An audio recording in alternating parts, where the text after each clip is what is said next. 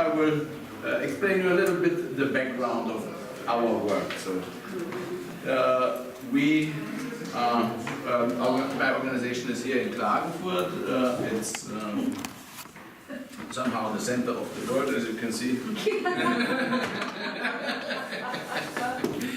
And oh, perfect, yeah. And we see that young people are very enthusiastic about these topics, saving the world. Who would not want to help to save the world? But it's then difficult to really find opportunities to do so. How to really save the world every day, the place you are living in. And this, for this, there's a lot of innovation needed. There are structures needed and resources, and we're happy to have SDGs Action Campaign to help us. Good afternoon, everyone. Good afternoon. Good afternoon. Sorry for the delay and the program we had to adjust it a bit.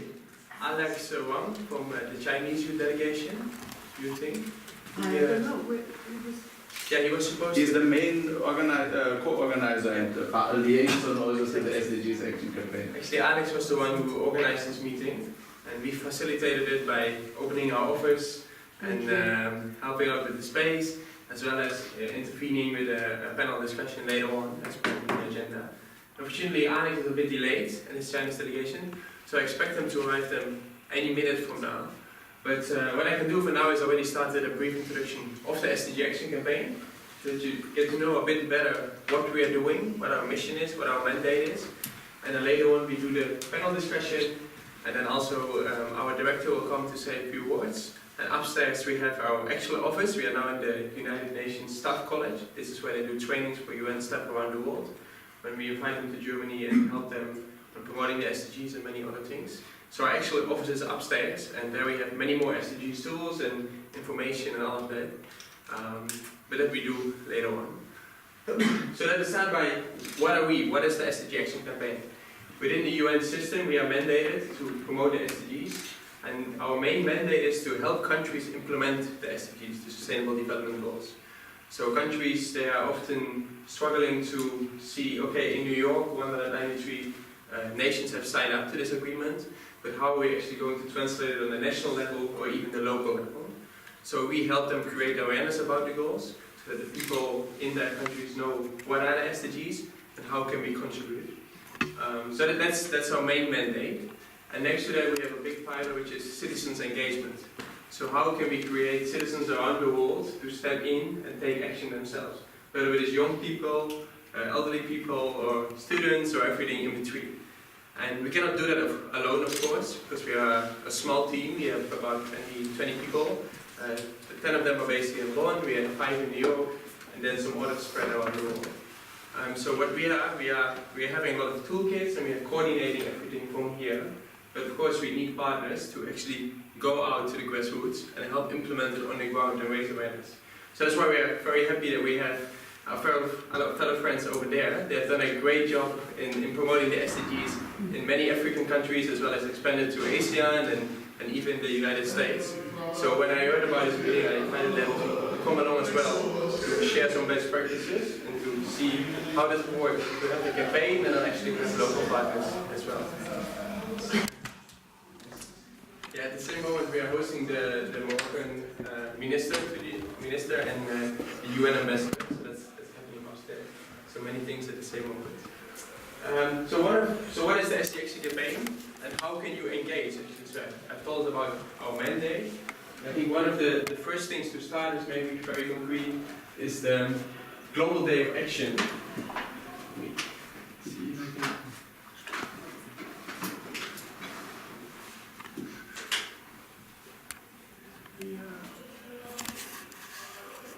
Act for SDGs.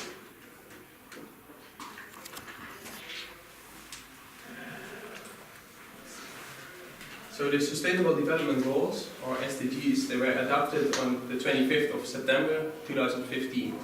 So on that day, 193 world leaders signed up for them and said, like, this is what we want to achieve in the next 15 years. And these are our common goals for 2030. So what we did this year, we launched the Global Day of Action. So on the anniversary of the SDGs, we asked youth organizations, young people, elderly people, student organizations, whatever it is, to take action for their specific SDG. So they could register the action on this website. The platform is called Act for SDGs. This is the hashtag.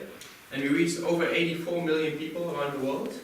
We had over 1,000 actions taken, and more than 500 organizations joined us in over 380 cities and 116 countries. Yes. And this is our director, Mitchell Tomey. Hello. Welcome, Mitchell. Hi. Hello, very well. Good to see you. How are you? Hello, hello. Sorry to interrupt. I know you've got lots to talk about, but I just wanted to welcome you to the Huskostanian, the global center for our campaign. This is a very my friend Divine. My God, excuse me. Look at all my friends here. Excuse me. I have to recognize my superstar friend. How are you? Sorry, but it's, many of you know, I don't have to give you the introduction to the SDGs and things. You have this, you're here because you want to do good, and we just finally have a chance. The world leaders have given us an opening to do the things we want to do, the things we need to do anyway, and now they've realized that they better try to keep up with you, because you're going to do it no matter what, and if they don't understand that it's their job too, they're going to be out, and we're seeing change all over the world.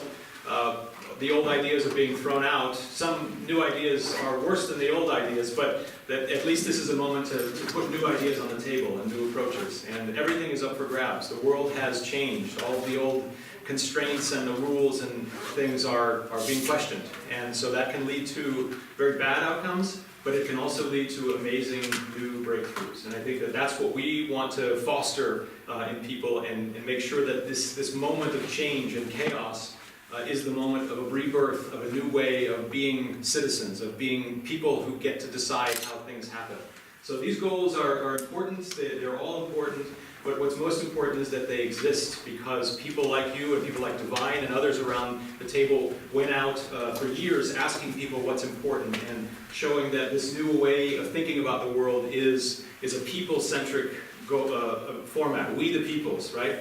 And it's not going to be easy. There's going to be challenges. There's going to be I'm an American citizen, and I can tell you I'm facing some very bad challenges in my country right now, looking at where leadership has gotten to. But the only reason that happened is because people wanted something new, and now they realize that's not the new they wanted. They want this. They want this, and they've already told us that this is what they want. And it's our job to make it possible for them to get it themselves. We can't deliver this from outside. There's no big UN project that's going to make this happen. It's going to be Divine and others going around and saying, I'm here to deliver the Sustainable Development Goals. Will you join me? So whatever you're doing, wherever you're coming from, whatever work you're doing, thank you. Because your energy and just your presence here tells me that this is something important to you and that this is something that you know in your heart can be done. It's from now till 2030 doesn't seem like a long time, but imagine what's happened in the past 10 years. Imagine how the world has changed. Things change. That's the only thing we know. And it's up to us to shape how that change happens. Okay? So whatever you can do, whatever activities we can help organize, all we can do is kind of legitimize the things that you already want to do and create a space, a political space to make it happen. That's the limit of the UN's capability. We're an app. The UN is an app that the governments agreed is the way to format things. What happens in that app, the content, the conversations of things, is the people's responsibility. So we will continue to push for opportunities for you to be recognized, to be awarded, to be enfranchised, to be given the chances. But you have to tell us what you want to do, and we can shape opportunities for that to happen. So I keep looking at Divine. I love that smile. I know how much work and how many people you've talked to in the world and how much change you've made. And my apologies to others because I'm sure you've done just as much in your communities. But keep going. Keep doing more. We're here to listen, to try to find ways to help you.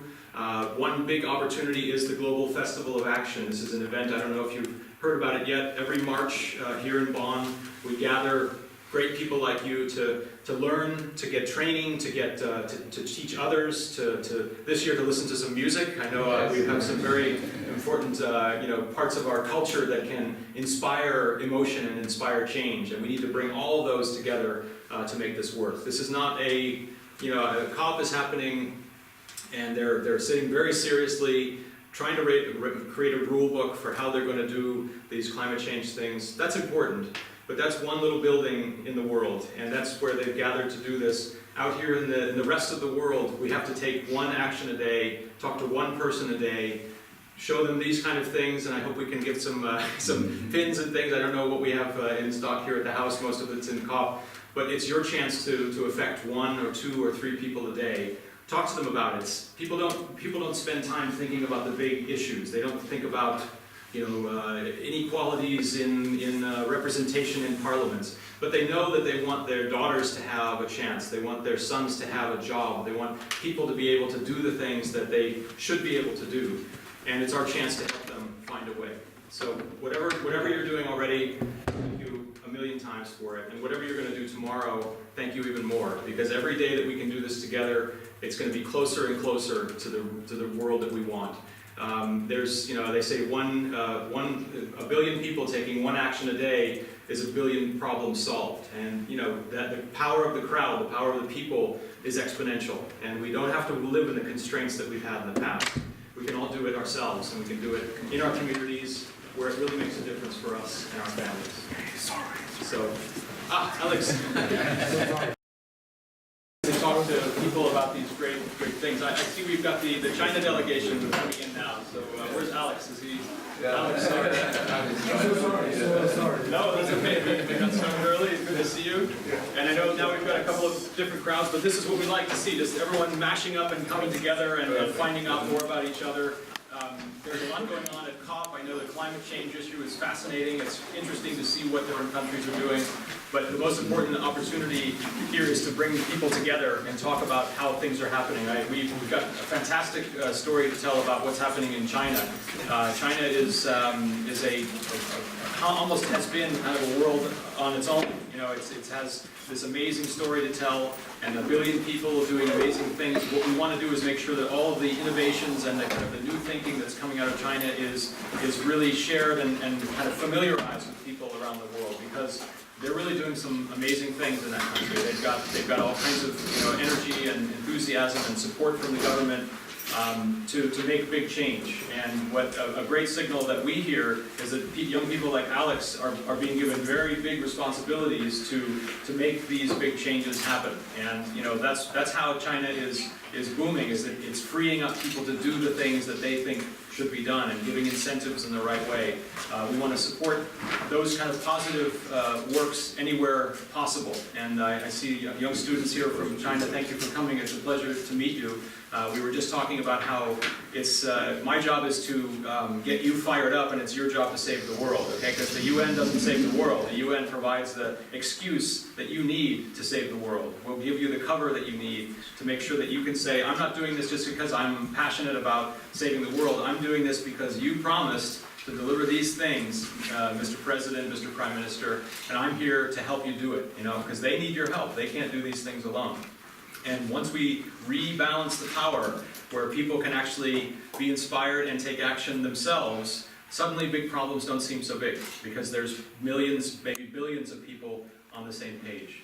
So I hope we can see many of you back together here in our March event, the Global Festival of Action. I know I've got a seat already signed up for Divine to give a clinic on his work.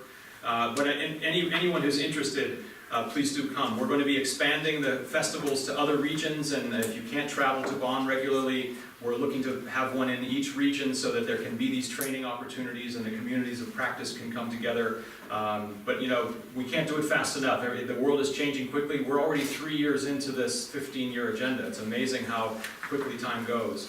But that means that even today, I challenge all of you to meet someone new and tell them about the SDGs. They're here for climate, and you'll see it's still people thinking about goal 13. They're here thinking about this one. But you should tell them, did you know that there's 16 other goals that will, if you do your work right, we'll do our work right, and by 1 + 1 = 3 if we get these things right, because we can all take action together. But don't be focused too solely on one issue, because you can fix something here, but you're actually making problems over here. We have to kind of work together and think about it together. But the power of the new technologies and the power of new ways of thinking allows us to trust that we don't have to do it alone.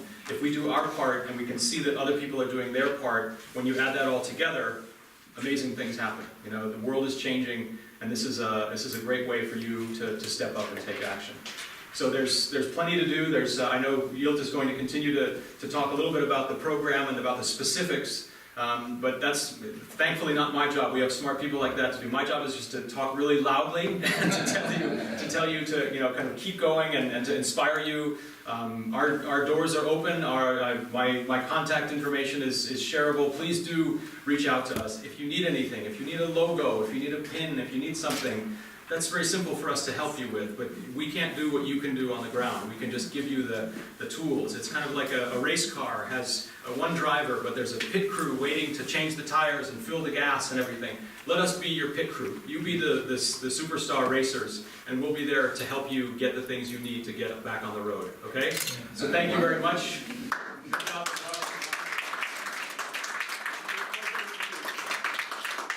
Let's go. See you. Yeah. Thanks so much. Okay, my pleasure. Thank you. Okay, thank you. I think this will we start next part.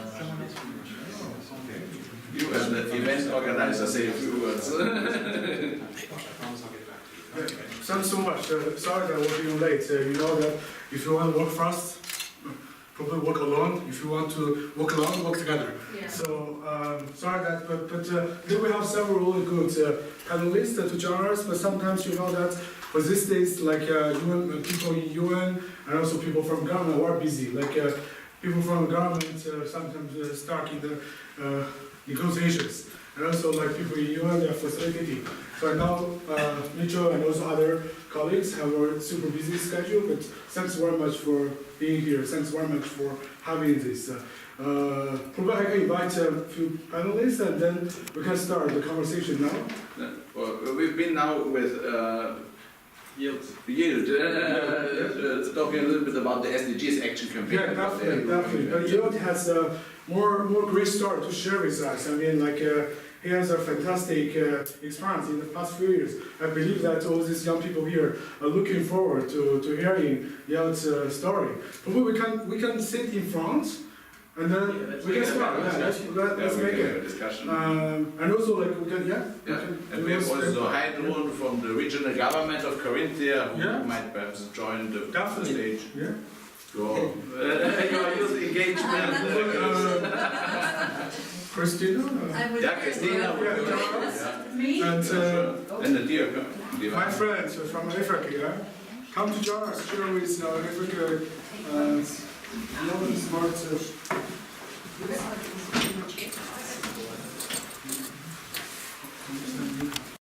The part with the audience, okay? Yeah. Hello again. My name is Nicole. I'm a teacher in Cologne in a big school. I've got about 1,400 kids in school. It's a big school with 110 nations. And I have a group of students, of talented students, and we are looking for some science subjects or terms, and this part is we are interested in climate problem or the sustainable development goals. So we would like to have more information to spread it in our school and change something. Thank you for coming then to the SDG Action Campaign. That's what we are all about, promoting the SDGs, getting people on board, with universities, young people. The more the better, so you're at the right place. Yeah, thank you very much, Alexander, for inviting me here. Yeah, to come divine is my name, I'm from Cameroon, and I'm very, very excited because I've been doing a lot of work with the SDG Action Campaign, but I've never been here, so I think this is a huge opportunity. Yeah, this is a huge opportunity for me to actually voice out what as actually happening at the grassroots level across the continent, Cameroon, Ghana, Nigeria, Zimbabwe, and other countries. So I feel very honored to be invited here to share this work actually. So my journey with the action campaign, which was the Millennium campaign before, was back in 2010 when we met in Bangkok, not Bangkok, Bandung in Indonesia, where we went there for the African Youth Forum. Actually, they had to talk about the MDGs then. What are some of the issues concerning the MDGs? So I was very involved in that. And in 2012, I was called up by the UN headquarters to join the post-2015 development agenda, whereby we had to, mobilize a lot of young people to ensure that they actually understand what the MDGs are all about. That was back in 2012. And in 2013, together with some other young people, we were able to create a database of about 3,700 youth-led organizations to join the My World Survey, where you had to, there were 16 priorities where you had to choose 6 of the top priorities, what you prefer, and then the 17th column was for you to suggest what you want to see in the next 15 years. So, I'm very, very happy indeed, and I will share more lights later on when we get enough space. Thank you very much. My name's Christina Stevens, and I live in California. I work with Miro on the Global Youth Music Contest, and I'm very passionate about the Sustainable Development Goals.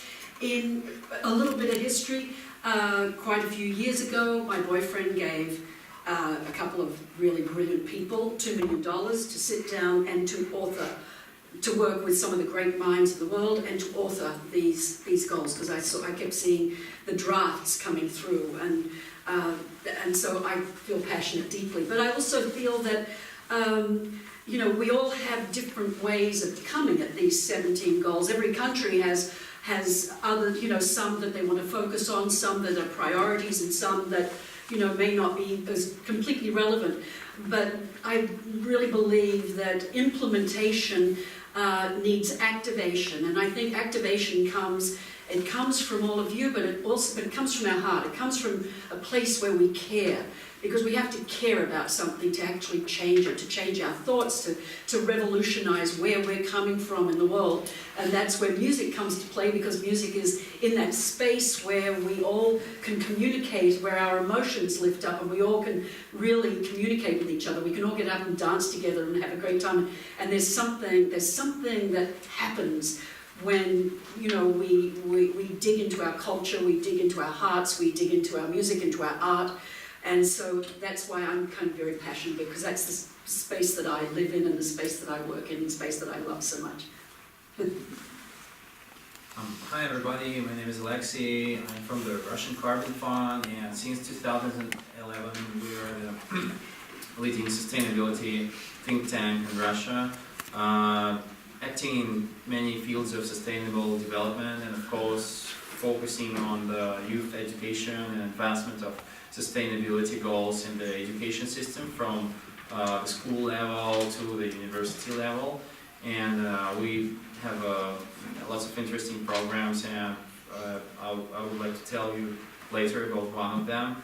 I just want to add that for the youth sustainability education, it is essential from our point of view to establish some kind of strategies on the school level, so-called like school sustainability strategy and university sustainability strategy, really focused on that. And the work on the strategy helps you to understand all these critical points and all the, you see the milestones and the KPIs and how this strategies should be tracked and monitored and then revised and then done again and everything. And it's also related with the project work, so if there is a strategy, then every class, every student group can have focus on some topic of sustainability, like water, energy efficiency, biodiversity, or something. And then all together we contribute to all these strategies and reach the milestones and make our schools, universities, and our cities a better place.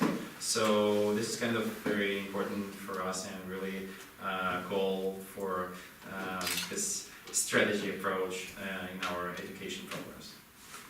Will you show the box briefly?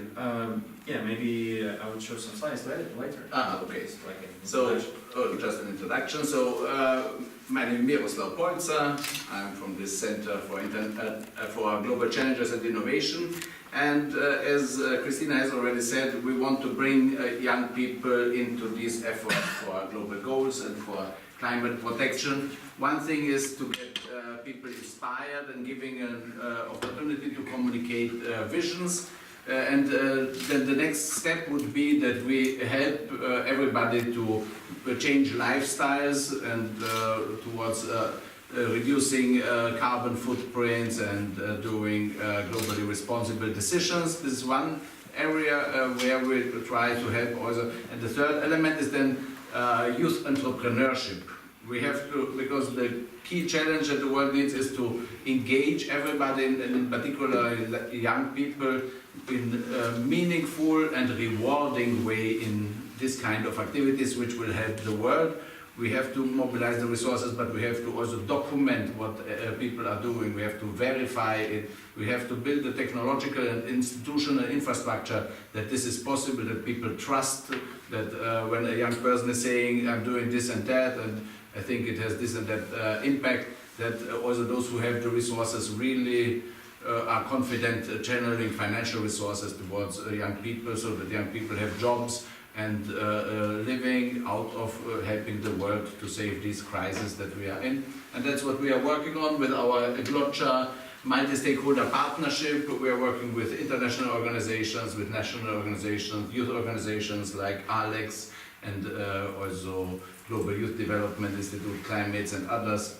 And so that's our background. And we are working with the regional government of Carinthia, Kärnten, and we are happy to have Heidrun with us because they are also doing a great job on the European level by connecting regional ministers for the environment, and there have been youth conferences on these topics in Carinthia, and together we are strong. Okay, thank you. I talked already a bit about my role for the campaign. For those who came later, especially the Chinese delegation, welcome. My name is Yield. I'm the Youth Engagement Specialist at the SDG Action Campaign. So I'm responsible for all the outreach to youth networks, creating partnerships, providing you with the tools to actually run your own campaigns, create your own actions, and that way contribute to the Sustainable Development Goals. Just listening to all the talking and MDGs, SDGs, post-2050, I'm just wondering, in the room, how many of you know what MDGs are? How many know what post-2015 is? Are we talking the same language? Exactly. Just, yeah. Alex? For the Chinese delegation, what is the We background? sent some material today, but it just arrived yesterday. So I didn't check the So who of you knows what the MDGs are? If you raise your hand. MDGs. Millennium Development. Okay, and who of you knows what the SDGs are? SDGs. Yeah, You know what the SDGs are? it's the 可持续发展目标，给大家发材料。 So, okay, so maybe that's a good starting point. So the MDGs, then we talk about the Millennium Development Goals. These were 8 goals created by the United Nations in the year 2000 to say these are 8 goals we want to achieve by the year 2015 for a better world. One of those goals is ending poverty. The other one is quality education. Everyone should have access to education. Another one is about gender equality. Equality between men and women. And so in total there were 8 goals. Then in the year 2015, the world leaders came together again and they said, well, we have promised to deliver something in the year 2000. Let us look if we have achieved it. What is the status now? And then we found out that actually some of the goals were almost achieved. But some of the goals also, we needed to do a lot more work. And out of that came the SDGs, the Sustainable Development Goals. You see them all behind you there on the wall, as well as on this banner. They created then 17 goals and they said, well, if we can achieve this 17 goals by 2030, then we are on the right path. And then we are getting a better world for everyone. So that's a brief introduction into why we are here and why those goals are important and who actually agreed to them. And the best thing out of the new Sustainable Development Goals And it's a thing not many people know, is that it was not only created by world leaders, it was created by young people as well. We did the My World survey, and I will put it on the screen now. In the year 2015, when the world leaders came together and discussed about what are the goals for the world, we as the SDG Action Campaign said, we don't only want to listen to world leaders, we actually want to listen to young people and people all around the world about what they think is important. What do you think, what goal we should have? And as we saw that in the My World 2015 process,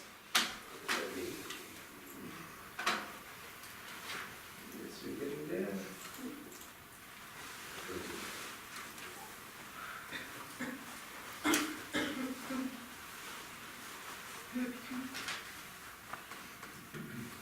There's also an app that you can download, the SDGs, and then you plug it in and it tells you more information, and there's a little film. Yeah.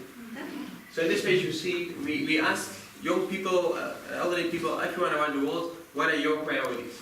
In total we had over 9 million votes, almost 10 million votes from people all around the world. You can see almost half of them are male, a bit more female. But the biggest part comes from young people, you can see. Those aged between 16 and 30, they voted 5.2 million times. If you go down, you can see, if the screen doesn't stop, it's back again. You can see what are the priorities of the people around the world. So not the world leaders, but the people. And you see the first is good education, the second one is better healthcare, and the third one is better job opportunities. But it was really through this process that we brought the voice of people all around the world to the UN. And for example, if you look at goal number 4, an honest and responsive government, because of this survey, it's actually the reason that we now have goal number 16 in the SDGs. A lot of world leaders said we don't want a goal on governance, we don't want a goal on that we are being checked by the population, if we are doing well or not, if we are creating the right policies. But partly due to the My World survey, we could convince them like, hey, it's not about what you want, it's what we want. With we, I mean the people living in this planet. And we really show that we want such a goal. So partly to that, this became into the SDGs. Why I'm telling you about My World 2015? It's because it's not ending here with My World 2015. We now have My World 2030 survey, in which basically we ask young people again, people around the world, what are your priorities? And how is your community, how is your city, how is your government, how are they doing on those goals? You can actually rate them. And with those outcomes, then you can go to the government and say like, hey, well, we have this data and it shows that on a certain goal you're not doing as well, or hey, you need to do better. And so that way we really give citizens, young people, universities, no matter who it is, a tool to actually act and have an impact themselves. So that's briefly about My World and an introduction into the SDGs. And that's one way how you can make a change actually. And maybe in the introduction I didn't tell so much about myself. Maybe it's a good moment to tell a bit of my background. I'm a young person from the Netherlands, and I became a youth advocate to the UN. So I was representing the young people in the Netherlands to the United Nations, and I used partly this survey to give them a voice. But during my time at the UN, I realized that we were saying half of the world's population is under the age of 30, so we should give young people a voice.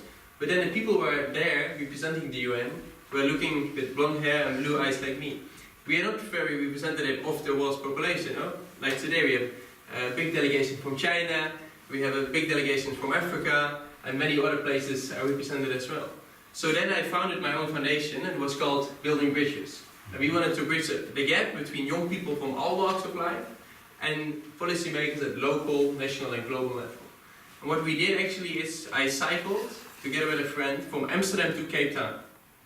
So we cycled through 21 countries in 6 months, and we talked every day to young people about what are your priorities for a better world. And actually those stories were documented in this book. So for example, I opened it now on Côte d'Ivoire. So you see here young people from Côte d'Ivoire telling their priorities for a better world, and also the reason why. Maybe I can share you one of those stories, because in the end of the day it's about their stories. And one of the stories, actually, so here we cycled through Mauritania, and then you see it wasn't always easy. It's the Sahara Desert, so it was at a certain point it was over 49 degrees. So it was a lot of sweating, and but we made it in the end. And then we met this person, this boy here, and his name is Mohammed. And we asked Mohammed as well, what is your priority for a better world? And Mohammed told us, my priority is gender equality, that man and woman should be equal. And I asked him, but why do you think that's important? And then he told us, like, my grandfather, his grandfather, he said had 6 wives and had 36 children. Then he said, my own father, he has 2 wives and 6 children.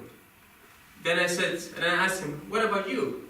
He said, me, I have 1 girlfriend, and that's enough. I don't want more. Because I believe that men and women are equal, and in that way we should just have 1 partner, and that's how things should be.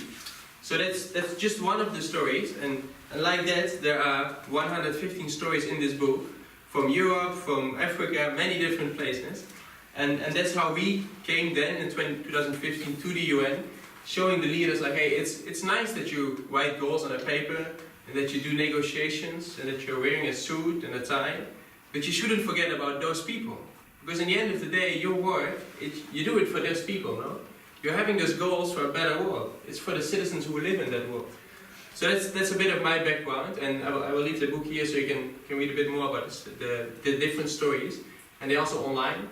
And at the moment we run a similar campaign that people around the world can take the toolkit in their own hands.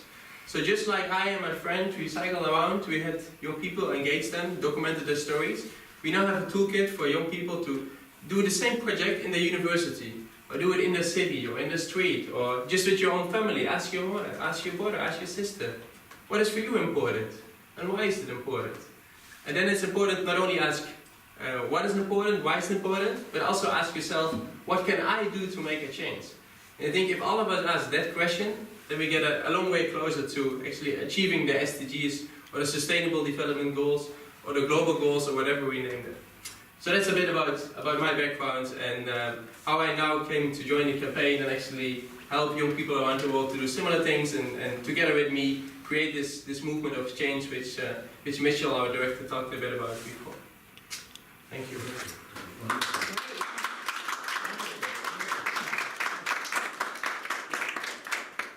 So could I ask one more round questions, and then we open the floor to the audience? Yeah. So my question is very simple. What's your goals, your personal goals for COP23? So let me start. Yeah. So let me start as well. So my goal is to inspire as many people as possible, and to spread the word that we, the SDG Action Campaign, we are here to help you, to support your movement, whatever you do, how little, whether it is on a large scale, on a local scale, it doesn't matter. Everyone can be a change maker. So that's why we are here, and why we are happy to host you here today. Great. Could we from Yuan? Yeah, my agenda for COP23, we are 6 of us here in Bonn, and one of our main goals is to ensure that we connect to the policymakers, get the networks done, and equally create a space for young people with young people, and ensure the SDGs is achieved, especially articulating the idea of local languages. Thank you very much. Great. Wow. Yeah. That's only one from Bonn, actually. To get new ideas, new activities that I can take and teach my students, or do something like him, and spread it on the kids. Great, do something like him. Yeah. And him. Okay, great. Christina and... My goal is to learn. My goal is to come here and listen. I just wanted to hear. I want to hear what people say, what's important, exactly what that is, what's important, and how are we going to make these work in 13 short years? How are we going to achieve this in such a small amount of time? And I just was listening. I was listening to your group over here, and I kind of went, "Wow! Oh, I didn't know that. Oh, I haven't heard of that before." I mean, so it's just I'm inspired, so to become inspired, so I can help everyone else along the way. How can I be of help? I have several goals during this COP. My first goal with Miroslav also, to raise awareness about the blockchain technology and its potential role for the implementation of SDGs and attracting climate finance to reach Paris Agreement goals. And we have a booth at the exhibition for one, where we explain everybody about blockchain. We have the infographics explaining people what is blockchain, how it can be used to advance the SDGs and attract climate finance, and also represent our blockchain solution, which is a blockchain-based infrastructure for the climate finance markets. And my other goal is to promote educational solutions, and currently I have one solution with me, and I would be happy to talk about it in a couple of minutes later. Sure, definitely. Yeah, but I also need the presentation, just a couple of slides to show the photos, so I'm waiting for the... Okay, Yeah. Miro can go ahead and then... So my aims for COP are, as Jill also said, to inspire as many people as possible. But then it's also very concretely, we are working on setting up this multi-stakeholder partnership, because we are convinced that young people have great potentials to help the world to become a better place. But we as global community needs to empower them, really to build this institutional and technological infrastructure, the technological one based on blockchain. We've had several meetings with blockchain experts from around the world. We have talks with the World Climate Change Secretariat that they will partner with us so that really there will be solutions created which will be then systemically relevant. We are aiming to mobilize the necessary financial resources. We have the plan to mobilize $100 million for youth empowerment, for climate action. The primary target group for this are the global philanthropists, the signatories of the Giving Pledge, because Bill Gates and Warren Buffett, they have convinced 168 billionaires' families to pledge to give back to society half of their wealth.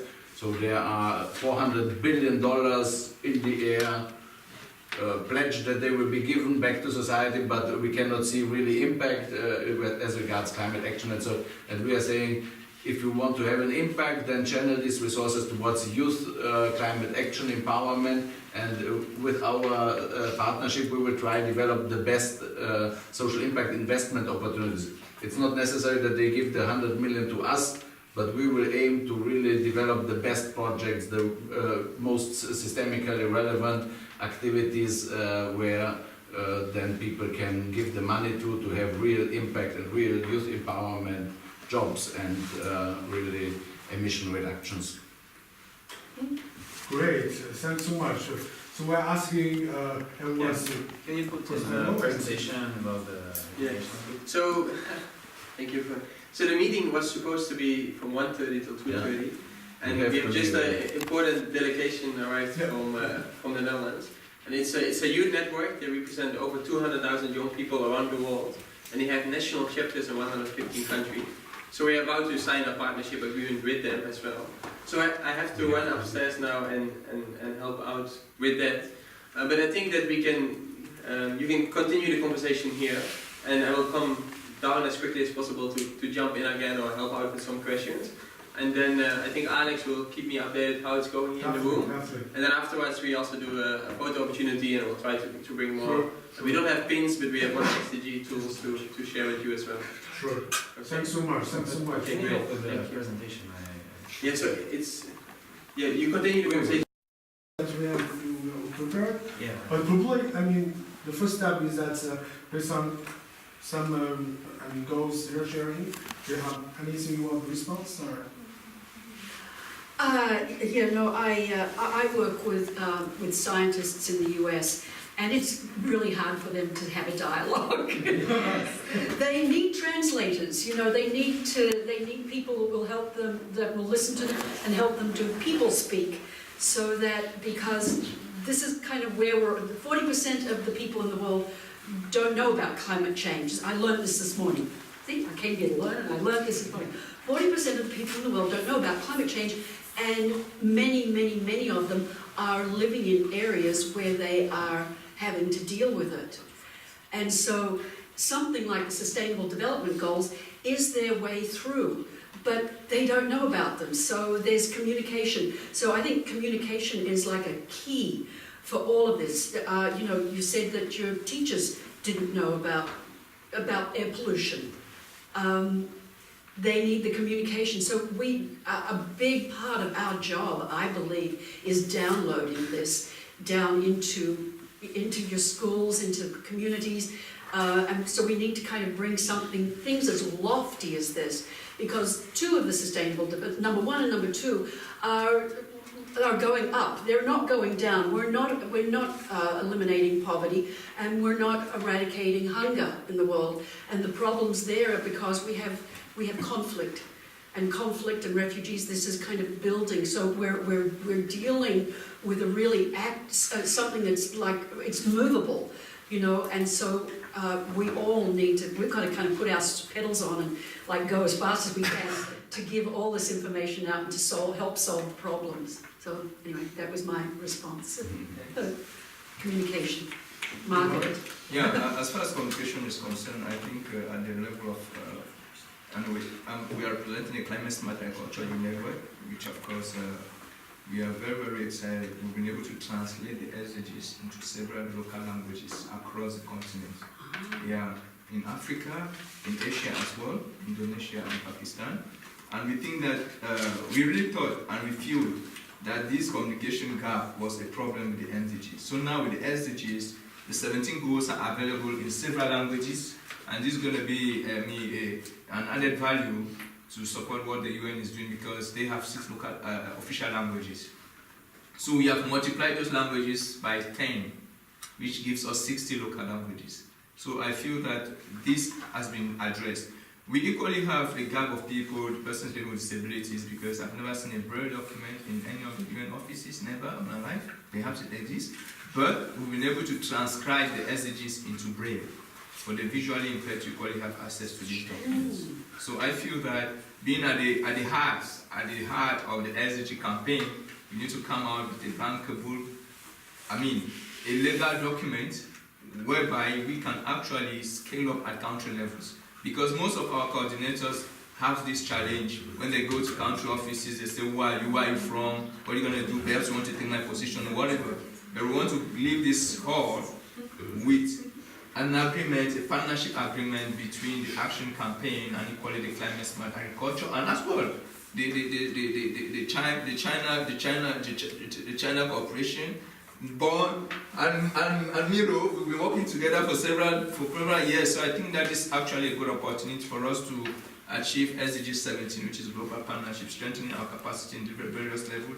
Academia, we just end up with a meeting with Cornell University that year in Bonn. So we're trying to see how we can get exchange programs, maybe people living in the global south to global north, and vice versa, knowledge management and sharing.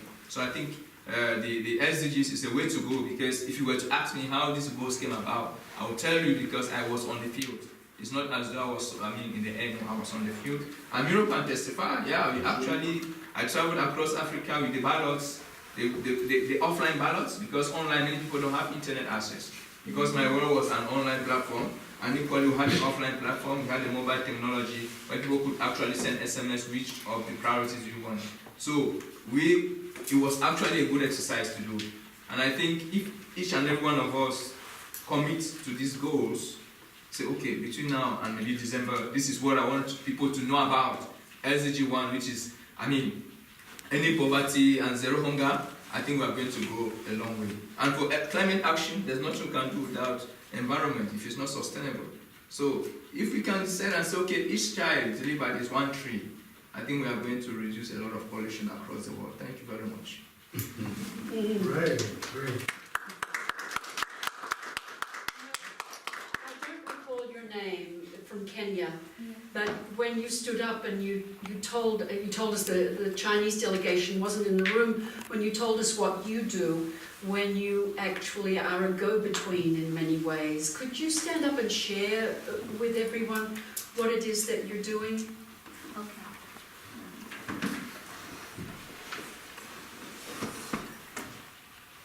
Okay. Good afternoon. soon. Yeah. Yes, so you're supposed to respond. Good afternoon. Good afternoon. Yeah, the Africans will respond. So, my name is Amanda Namai. I'm from the Climate Smart Agriculture Youth Network, which was founded by Mr. Divine. And what we do is we act as a go-between, and just as you've mentioned rightfully so, that the issue is in downloading this information to reach the grassroots. And there's a lot of information that's missed along the way, because at such high-level meetings, the people at the grassroots level may not understand the kind of lingo that goes on here, because it's very technical, it's very scientific. Perhaps if I may give an example, if we talk about climate change adaptation, and we take it down to the lady or the man who is the one tilling the farm, they may not be able to understand. And what Divine is mentioning about the translation is not necessarily linguistic, because we know the UN already does that kind of translation, but it's more to synthesize the information so that they can understand. So it's not a linguistic type of translation, because what would I call adaptation in Swahili, or adaptation in Shona, or adaptation in Ndebele? But it could be explained in a paragraph. So to simplify this kind of language to the people. And we do realize that not everyone can have the platform to be here. We can't have each and every person here, but we are the ambassadors for the SDGs. So we are the go-betweens because it's a privilege to be here, and it's not by power nor by might, it's by the Spirit of the Lord. And we are responsible to go back and empower the local person, the youth, the farmer, and our special interest is also the people with disabilities. That there's not much attention that's given to them. There's a special focus for the youth, there's a special focus for women, but we also need to have a special focus for the people with disabilities. It's not that they're incapacitated, it's just that they need a special environment. So in the same way you and I can take the stairs because we're able-bodied, it doesn't mean that they're immobile, we just need a ramp. So we just need to give the enabling environment to them so that they can also contribute to this climate agenda. So that's what we do as a youth network. And if I may give just an example on how there's a disconnect between, cascading this kind of information. So there was an NGO that came to give, there was a drought in Kenya, in the northern part of Kenya, and they came to give they're called Turkana. I don't know if you've ever heard of them before. They came and gave them milk powder. But locally, the ladies normally finish the houses with some ochre, O-C-H-R-E, which is white. So they gave them milk powder to feed them, but they put water and used it to plaster the houses. So you can see how the intention is noble, but it's lost because we don't also have a bottom-up approach. So that is where we come here, that yes, we'll listen and we'll download, and we also give you our feedback. This is how it's supposed to happen. Because probably, most likely it was donor funded. They can go and say, yes, we gave maybe 20,000 cans of milk powder to the local women, but why are we seeing news on the local report that they're dying? Little did they know they made a paste and plastered it in the houses. So we can see that there's a disconnect, and we need to gel from top down and also bottom up, so that we also drive, because we're driving the same agenda in different ways and in different languages. So that's also what I'd like to throw back to the plenary or to the general discussion, that yes, we listen and we'll download from our best of our knowledge, but we also need to have an avenue where we have a feedback mechanism from the bottom up, and how we can tailor these to suit what's on the ground, because it can't be a one size fits all. Yeah. Thank you.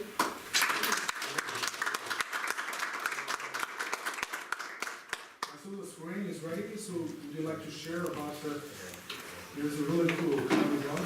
Yeah. What do you call it? The climate box? Yeah, actually we call it Ecopolis, the Ecopolis. Ecopolis. Yeah, but we may have choose another name for the international development of this. So this is kind of a project that we started last year with the Russian Carbon Fund, and indeed it's based on the is based on the very good experience of the Climate Box, which was a educational toolkit for the climate change education with very good materials, photos, infographics, and everything. And it was like in the form of a box consisting of some educational formats. And here we try to continue the success, but with a slightly another topic, which is urban sustainable development, so city and territory sustainable development. You may know that by 2050, more than 80% of people will live in cities, so it's really important to advance SDGs in cities and to educate you and future leaders with this knowledge of sustainability issues and technologies, innovations for city sustainable development. And what we did here is just we combine in this box different kinds of things, like there's an educational book about three main areas of sustainability, like environmental sustainability, social sustainability, economic sustainability. And this is really tied up with the city topics. And we have also two posters about how you can reduce your carbon footprint in cities and what can you do in your apartment to lower your carbon footprint. Oh, sorry. Okay. Yeah, so this is one of the posters about your carbon footprint and some insights how you can lower it in your house and everything. But the main feature and main difference between this Climate Box and our Ecopolis box is the augmented reality technology. And we use this technology to explain some different difficult things that are really not easy to explain all the time, like circular economy, here you can see the sustainability principle, the combination of three main areas.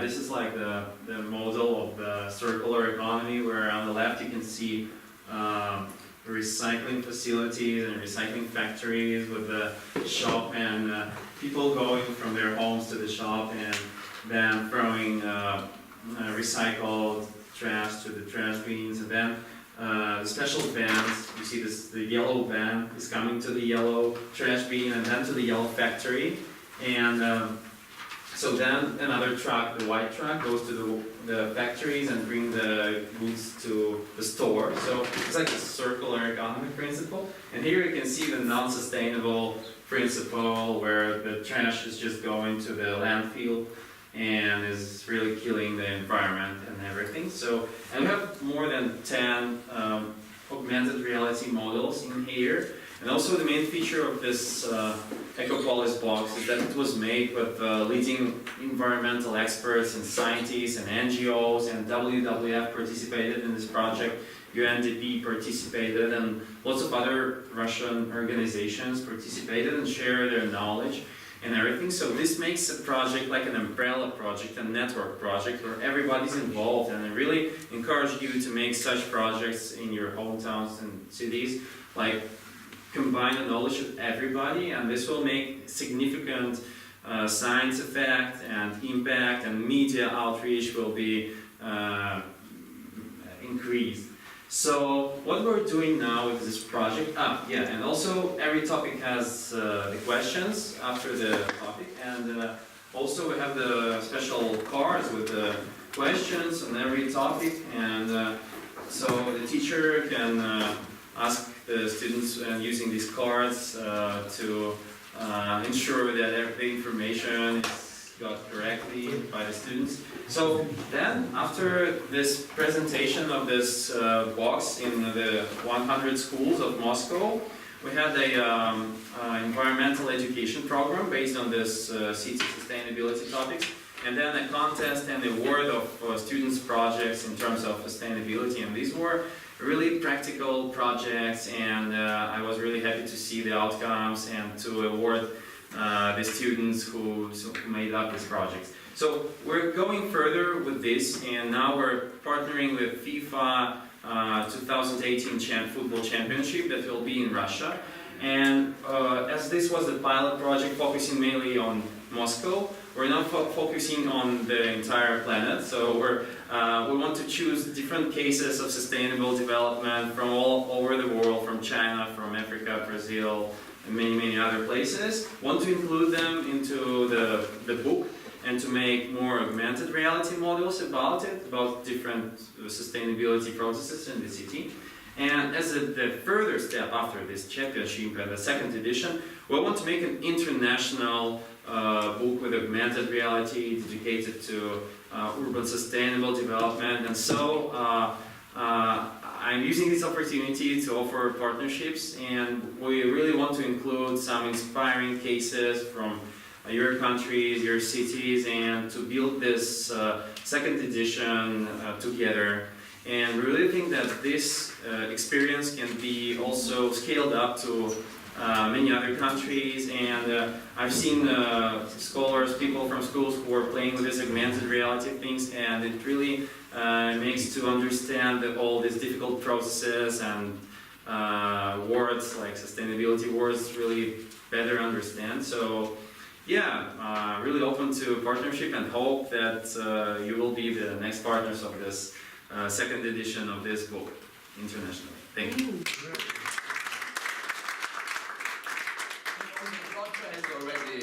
Thanks so much. Envisaged partner. Thanks so much. Yeah, if you want afterwards, you can check the augmented reality using the special app. I can show you how it works, and it's really fun. We will do that. I mean, before we move to Q&A part, it will mind that everyone goes through a very quick self-induction, so we know where we are from, because for the Chinese year we just came like late, so we probably missed that part. And also, we just want to know each other. It's good? So, Yeah. so we Yeah. will start with our great students from Cologne, and then we go this way. Good? So, who you are, where are you from? So, my name is Kevin. I came from Germany, and yes.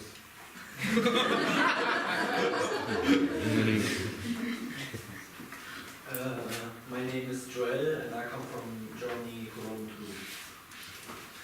And my name is Nima. I am originally a refugee from Iran, and I'm now living in Cologne, Germany. And yeah, I'm 15 years old. My name is Mika. I come from Germany, Cologne, and I'm 40 years old. I'm Jenny. I also come from Cologne, and I'm 30 years old.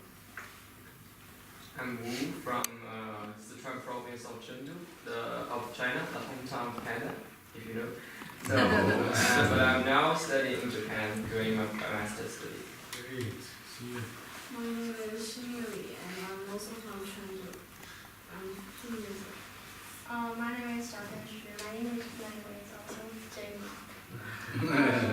I major in environmental engineering, and now I am 20 years old. I'm Heidrun Knaffer from Austria, Carinthia. I'm June. My Chinese name is Fang Shujin, and you can call me June. I'm a first-year postgraduate student majoring in interpreting, English interpreting, and I'm studying in Guangzhou, in the Guangdong University of Foreign Studies. Thank you. Hello everyone, my name is Xiaoying. I'm from Shanghai, and I'm the digital media manager in the international beer company. Yeah, hello, I'm a Chinese girl, and but I just from the Russian, and I studied in the St. Petersburg State University.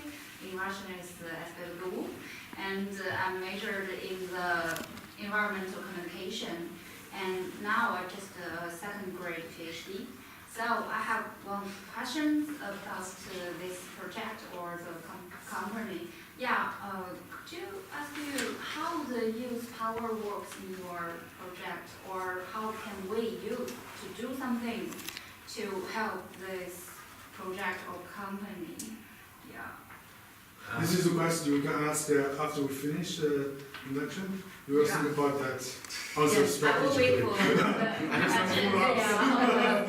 Okay, thank you. Hello everyone, my name is Wang Yuo, and I'm the second year of high school, and now I'm studying in Japan. Thank you. Okay. Hello everyone, my name is Zhang Haoli, and I come Tina. And I'm from the Shenyang, the northeastern city of China, and I'm studying the education of the university in Hong Kong. And my major is education for sustainability. Hello everyone, my name is Youthink. I'm from Chengdu, China, and I'm a high school student now. Hello everyone, my name is Johnny Da, and my English name is Hillary, and I'm in capital of China, Beijing, and I'm 14 years old. Hello everyone, my name is Shen. I'm starting 6th right now, and I come from Beijing. That's great. Hi, I'm Frank from Lübeck in Germany, and I'm an energy consultant and architect for low energy buildings. Hello, I'm Raymond Ryoka from Climate Smart Culture East Network, Uganda, which is in East Africa. Afternoon, my name is Elizabeth Pilikulu. I'm also a member of the Climate Smart Agriculture. I'm from Zimbabwe. Good afternoon. My name is Amanda Namai from the Climate Smart Agriculture Youth Network in Kenya. Great. Good afternoon, I'm Florian. I'm an environmental consultant and I'm working with Miro at IAAI together. Great. Thanks everyone. Yeah. So now we have the time for the Q&A. The first question about your great blocks, yeah. Yeah, great. So, this project is essentially for schools and for school education, but really it can be used by anybody. And I've seen like grown-up people using it in Russia and learning like lots of interesting things about sustainable development goals and city sustainability. How can we work on this together with youth leaders? It's simple. In this second edition, which will be global, we want some encouraging, inspiring climate action examples from all over the world, and some cases in terms of environmental sustainability, economic or social areas. So we are calling for partnerships, and we want to include different examples from different cities, and we want so many co-editors in this book as it is possible. So we wanted to make a really networked project, umbrella project, and we want really many co-authors and co-editors in different areas here. So yeah, I can leave my contacts, and I would be happy to connect and to work on this next edition of this Ecopolis box. Any more questions or any more shares? Perhaps something that I would add also, we were discussing also that this box could also be used, and this educational means to build a social network of people who are interested in these topics, so that from interacting here with augmented reality with the content of the book, people could then sign on into a social network where they could then connect also globally and document what they are doing for low carbon lifestyle or individual carbon footprint reductions and so on.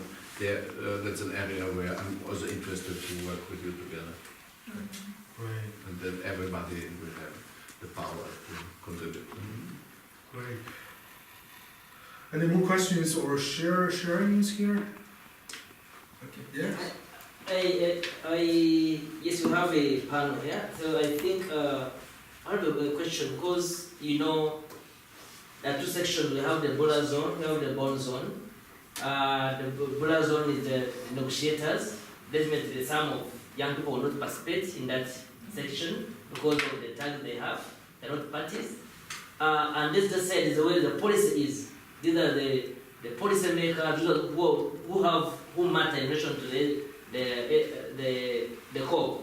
So I will ask the panel, how do you think we can influence the other section at COP23 to influence the leaders who will be participating in the negotiations, to have, for example, on funding, adaptation funding to influence young people, empowering young people? How do we influence the other section of the leaders who are the ones who matter in relation to the negotiations.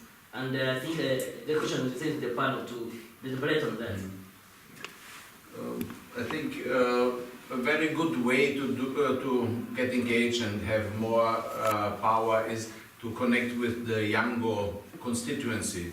So from the 4,000 or so non-governmental organizations which are accredited to the UNFCCC process, they are organized in constituencies, and one of them is Yango, and all these youth organizations who are here and working with the process, they are having morning meetings every morning 9 to 10 a.m. in the Bonn zone, and there then you can say what you think should be impacted in the negotiation process, and then it's necessary to go out having actions, being active on social media. It's really just talking is not enough, and I think one of the elements where young people can be also very strong is really going on the streets, having actions, having demonstrations.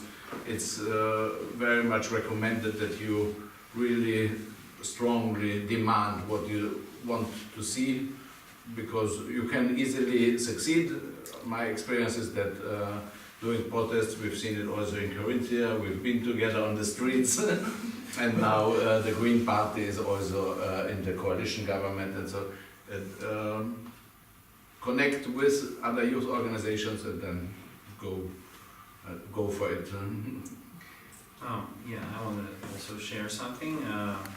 You see, Russian Carbon Fund is a totally independent organization and does not rely on the government, grants or help or something, or multinational NGOs help and everything. And we get all our money from cooperation with business and giving them what they want in terms of their sustainability communications and implementation of their sustainability strategy. And we're doing our work like the Secopolis blocks and lots of other projects that we've done, like reforestation and many others, because we know how to position good projects, environmentally, sustainability projects for the business to be attractive and to be a win-win solution, so to call. So I really encourage you not to wait for some grants or opportunity that may come or may not come and asking for them, your government or UN or whatever, but just make a step-by-step approach, find something that you're interested in and where you can gather a team and solve this issue. Then try finding investment for it, but positioning it as a win-win project for multinational businesses or your businesses in your country. Just surf the internet, search their sustainability strategy, and see how your project can match their interests in your country and how it can contribute also for their sustainability strategy and communications, more importantly, because you have lots of youth connections and everything, and that's what those brands and big companies need. They need to communicate their brand's value and everything, and all these brands' value are now connected with sustainability.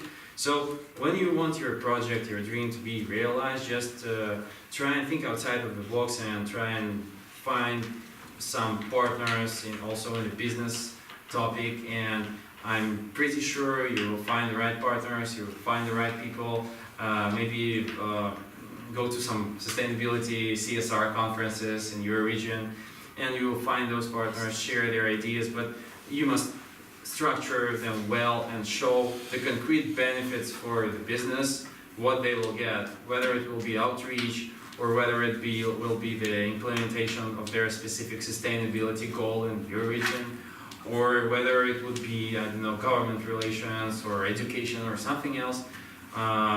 Just go for it and don't wait for somebody to make everything for you and give you money. Just go for it and try and get it yourself, and you will succeed. Yes, I want to echo that because I totally agree with that. That's really the right path to take. Because I live in the United States, and so our leadership are here promoting coal. I mean, they're like going in the wrong direction. So, for us, we're looking at corporations, and we look at their advertising, and we look at their message, just as you said, how they're branding themselves. because all corporations now have an investment in sustainability, and they all want you out there as young people, as a youth, speaking for them, because they know you are involved in their future profits. So, and you must make it a win-win, so, because they're going to say, what's in it for us? And if you actually will come up with a plan and a program of what's in it for them, I do think that you can really come in with a budget. I mean, be very clear, be like a business. Be like, you're doing the business of this, they're doing the business of that, and you can truly form a good partnership. I come from the corporate world, and so I know from what I'm speaking about. So this was great advice. Great. More questions. Hello. Oh, okay. I think one thing I just want to add on, which we forgot to mention, is that Climate Smart Agriculture is an online network based on volunteers. So basically, everyone who is